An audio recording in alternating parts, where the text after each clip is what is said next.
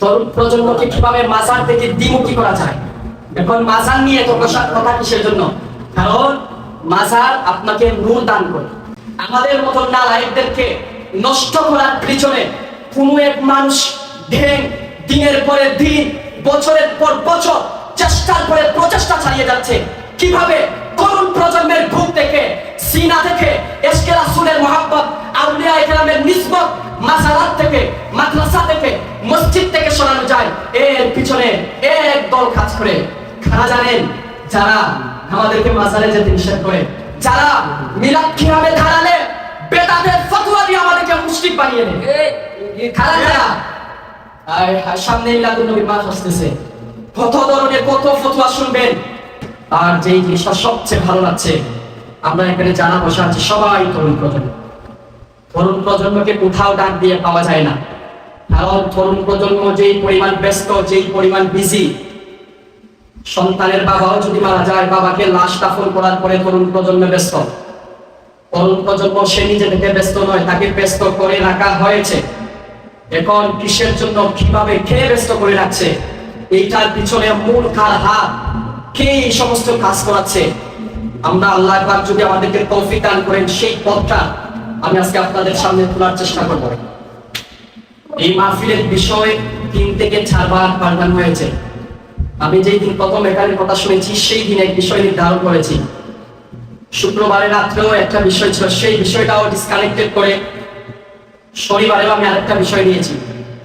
শনিবারে যে বিষয় নিয়েছিলাম, সেই বিষয়ের পরে আমার একবারে ঐক্যমত ছিল, সেই বিষয় নিয়ে আলোচনা করব।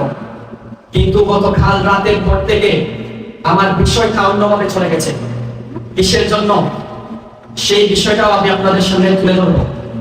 আপনাদেরকে নিয়ে, বিশেষ করে আপনি ভাবতেছেন এখানে আমরা 4-5 জন মানুষ বসে আছি, এই 4-5 জন মানুষকে দিন থেকে সরানোর জন্য, আল্লাহর ধর্ম থেকে সরানোর জন্য পৃথিবীর কোন এক প্রান্তে কোটি কোটি বিলিয়ন টাকা খরচ হচ্ছে শুধুমাত্র তরুণ প্রজন্মকে কিভাবে ইসলাম থেকে সরানো যায়। কথাগুলো সবাই বুঝবেন না, যদি অন্তরের খান দিয়ে শুনেন, নীরবতায় কথাগুলো শুনবেন, বুঝতে পারবেন। কারণ তরুণ প্রজন্মকে শেষ করে দেওয়ার জন্য, তরুণ প্রজন্মকে মাজারাত থেকে দূরে রাখার জন্য পৃথিবী বড় একটা চ্যালেঞ্জ বিশ্বের মুসলমানদের কাছে ছুড়ে দিয়েছে। সেই চ্যালেঞ্জের মুখোমুখি হয়ে আজকে আমরা মসজিদ নেই, মাজারাত নেই, খেদমত নেই, আউলিয়া ইকরামদের নিসবত নেই, রাসূলুল্লাহ সাল্লাল্লাহু আলাইহি ওয়াসাল্লামের সেই ইশক আমাদের ভিতরে নেই। এর মূল পিছনে এক জায়গা কাজ করতেছে। সেই জায়গা থেকে তরুণ প্রজন্মকে দিন ধর্ম থেকে সরানোর জন্য একদল মানুষ কিভাবে তাদেরকে সরানো যায়, তরুণ প্রজন্মকে কিভাবে মসজিদ থেকে বের করানো যায়। যদি তরুণ প্রজন্মকে বলে মসজিদে যেও না, তরুণ প্রজন্ম শুনবে না।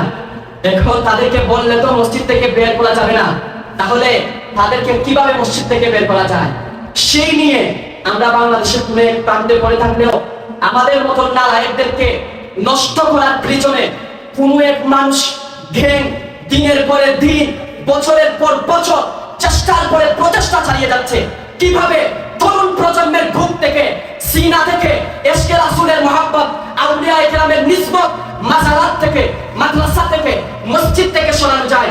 এর পিছনে এক দল কাজ করে। কারা জানেন?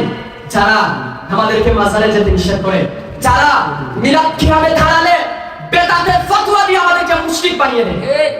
কারা যারা সামনে মিলাদুন নবীর মাস আসতেছে, কত ধরনের কত ফতোয়া শুনবেন।